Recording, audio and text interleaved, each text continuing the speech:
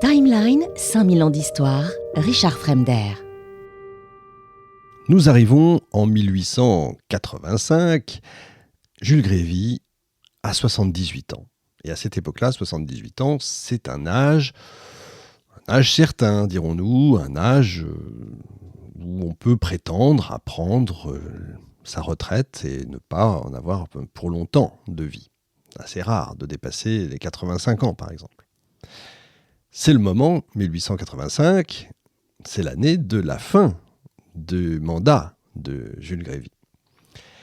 Et cette période a été marquée par un certain nombre de controverses, de tensions politiques.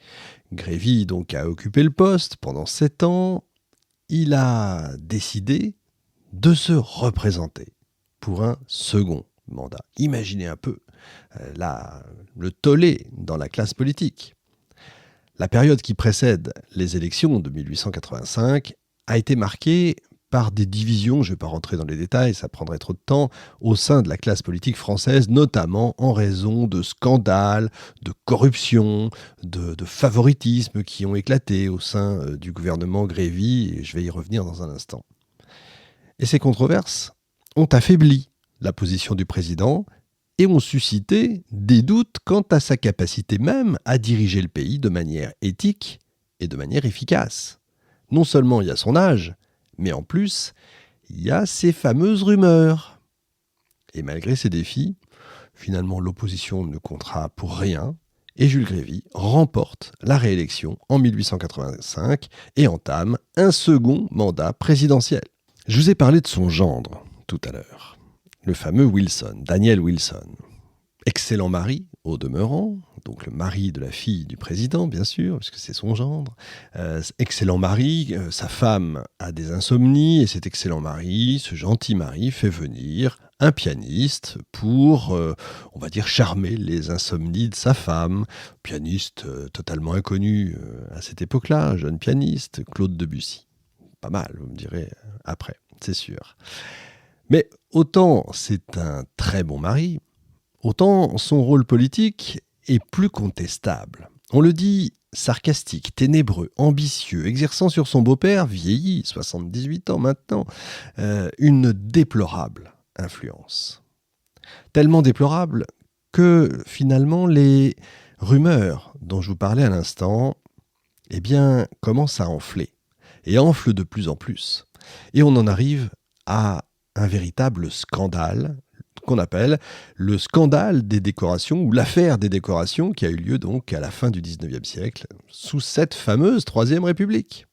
Et il implique le gendre du président, le fameux Daniel Wilson lui-même, accusé de trafic d'influence dans l'attribution de décorations honorifiques. Vous allez me dire, ouais, bon, et alors ? Ouais, d'accord, mais l'affaire éclate en 1887. Les révélations étaient faites sur des pots de vin présumés versés par des individus qui cherchent à obtenir des décorations de la Légion d'honneur. C'est pas tout à fait honorifique, vous voyez, c'est quand même plus que ça.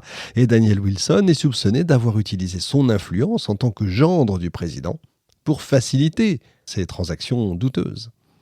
L'opinion publique, toujours elle, et encore une fois, je le dis depuis des années, un jour il va quand même falloir que je travaille dessus, mais cette fameuse opinion publique, vox populi, comme on dit, a été extrêmement choquée, profondément choquée par ces révélations qui ont totalement discrédité le gouvernement et terni la réputation de la présidence même de Jules Grévy.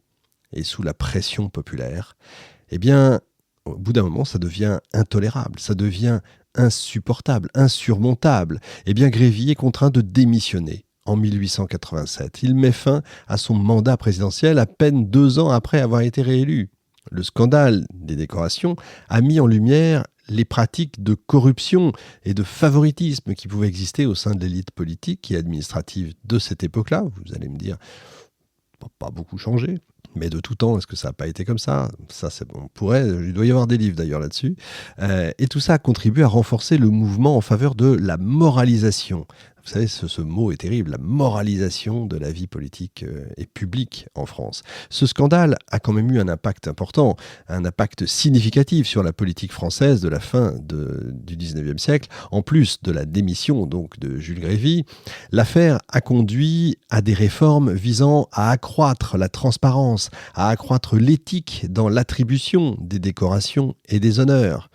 J'aimerais bien qu'on y jette un œil de temps en temps d'ailleurs. Ce scandale a également mis en lumière les liens étroits entre la sphère politique et le monde des affaires en France à cette époque-là, soulignant les pratiques, encore une fois, de favoritisme, de népotisme aussi qui prévalaient dans la haute société et pas que dans la politique. Il a contribué à l'émergence d'un mouvement plus large de réforme politique et morale au sein de la Troisième République. J'aime pas beaucoup ce mot de moralité, mais c'est comme ça. Il a visé à lutter contre la corruption, à promouvoir la probité. Par contre, ça c'est important dans la vie publique. En fin de compte, le scandale des décorations a marqué un véritable tournant dans l'histoire politique de la France, mettant en lumière les défis importants auxquels était confrontée la encore jeune République et soulignant la nécessité de réformes pour renforcer la confiance du peuple dans ses dirigeants et ses institutions.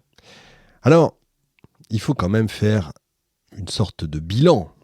Il n'y a pas grand-chose à dire. Vous savez, il y a plus à dire sur l'arrivée, jusqu'à l'arrivée à l'Élysée de Jules Grévy que sa présidence. Il ne s'est pas passé énormément de choses.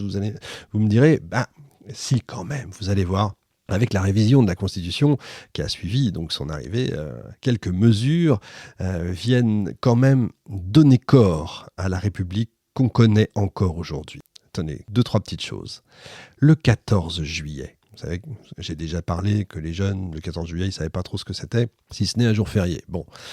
C'est sous sa présidence que le 14 juillet devient la fête nationale en souvenir du 14 juillet 1790, bien sûr, avec la fête de la Fédération, qui lui-même, bien entendu, fêtait la prise de la Bastille, évidemment.